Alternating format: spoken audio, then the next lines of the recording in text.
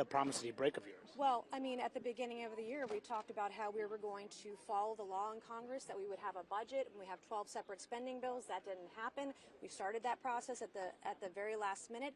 That's why we're in this situation today. And I will tell you, as a woman, I have been fighting for women's rights since before I ever came to Congress. And when Roe v. Wade was overturned, I continued that fight. And I've made deals with Kevin McCarthy, with the Speaker, that he has not kept to help women in this country. And we have done nothing for them. And I come from South Carolina, and when you shake my hand and you make a promise and you don't keep it, there are consequences to those actions. As a woman who has been fighting my party on this issue, to be made promises that we're going to work to get women greater access to birth control, and we don't do it, and now we're 10 months in and we don't have time to do it, or as a survivor of rape, and I worked all year on a rape kit bill that hasn't seen the time of day, I cannot tell you how frustrating that is as a woman in this conference, in this Capitol, to have that happen. Like, if you make a promise, you should keep it. And if you promise women you're going to help them, then you damn well better do it. So as a fiscal conservative, I'm angry. As a woman, I am deeply frustrated. And I just, that is the consequence of that behavior. And I want the American people to trust the Speaker. When the Speaker makes a promise to either side of the aisle, they ought to keep it. So for me, it's not left versus right because the Speaker told Democrats one thing and Republicans another. We're not going to agree on everything all the time. We're going to have fights. We're going to have disagreements. But we're all adults here, and we can have that debate. Some sides will win, some sides will lose.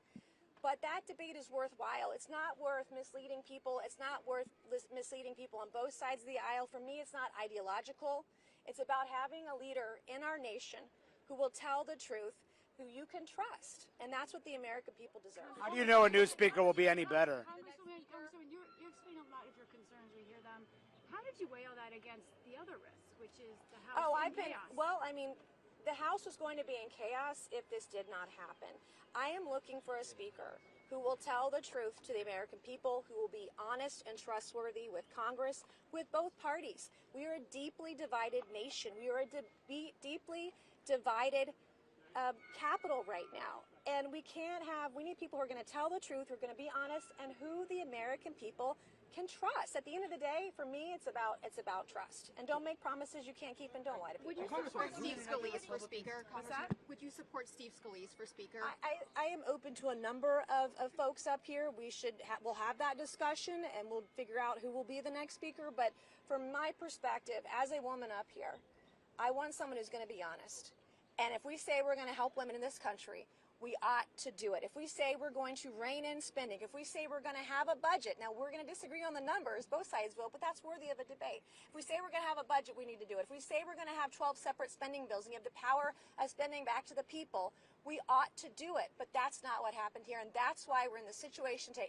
If he were to continue to be Speaker, there would be chaos that would continue because he's not been honest with either party. What if McCarthy comes back and tries again? What if he tries again and again, talks with you? Can he win you back? He might. We'll see what happens next. You represent you. Yeah. Did you have any communications with the Speaker about this? No, the Speaker decided to call my staff yesterday rather than call me. So I'm right here. I've always been here. He has my number. He knows how to get a hold of me. So what would it take for McCarthy to?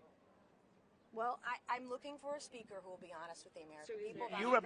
You represent a swing district. Are you concerned that this leadership crisis could hurt members like you? It could be in a difficult race next year. This is a debate worth having. For me, this is not ideological. This is not left versus right. This is not chaos. This is about finding leadership in this country who will be honest. The American people deserve the truth. They deserve someone they can trust.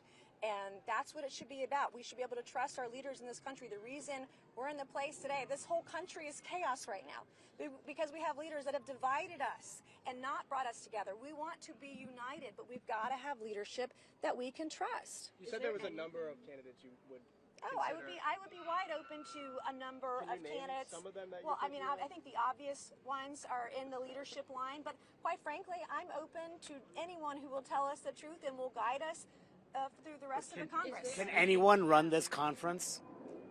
If we have people who will tell the truth and be honest with the conference and be honest with both sides of the aisle, I believe that we can. There was no reason for this. It didn't have to get to this today. But the Speaker made promises he couldn't keep, and the American people deserve a leader that can be trusted. Is there anything you can do to win back your trust? Are you ready? Gosh, no, I am a sophomore. I'm a sophomore and I'm still learning. But as a woman, I will tell you, it is a very lonely experience to be up here and to try and negotiate and move forward, especially post-Roe, and to have the door slammed in your face and be misled like that. For me as a woman, it's untenable, and I want leadership who will not mislead us. Like, if you're going to say we're going to work and help women in the post-Roe era, then let's do it. It shouldn't be controversial. I'm not asking for anything major, but also if we say we're going to do a budget, have a budget. If we say we're going to balance a budget, if we say we're going to have 12 separate spending bills, then let's do it. It should not have come down to this. Isn't this slowing the process down? I mean, you've got less than 45 days. Kevin McCarthy was trying to put appropriations bills Well, on the hopefully floor. we'll have a new speaker in short order. If we can get it done quickly, then there's no reason to pause. We can move forward. We just did 4 spending bills in a week, and that was about 70% of government spending. And we can do another 8, and I believe in 2 weeks. I believe there's the time. If there's the will, there will be the way. But that 70% was cut with Speaker McCarthy. It sure was. However, all the other bills, the 8 other bills, were not done. They haven't gotten through, and other promises were made. We didn't even do a budget resolution, which should have come out in April. The spending bill should have come out this summer. By law, they're supposed to. And here we are in this situation in the 9th hour, doing a CR, not allowing the people to have the power in a spending decision, because when you have a CR, it's not vetted, it's not amended.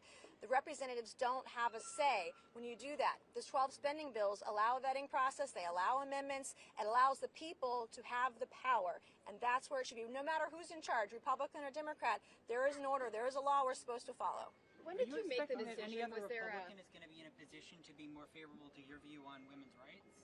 Well, we'll see. We'll see what the pitch is for the next speaker and what our conference looks like and who's going to step forward and try to be speaker. Are there any female representatives that you can think of? Oh, I would support women, of course. Of course. I mean, there are plenty of qualified women here that could be speaker. Thank you. When did you make the decision?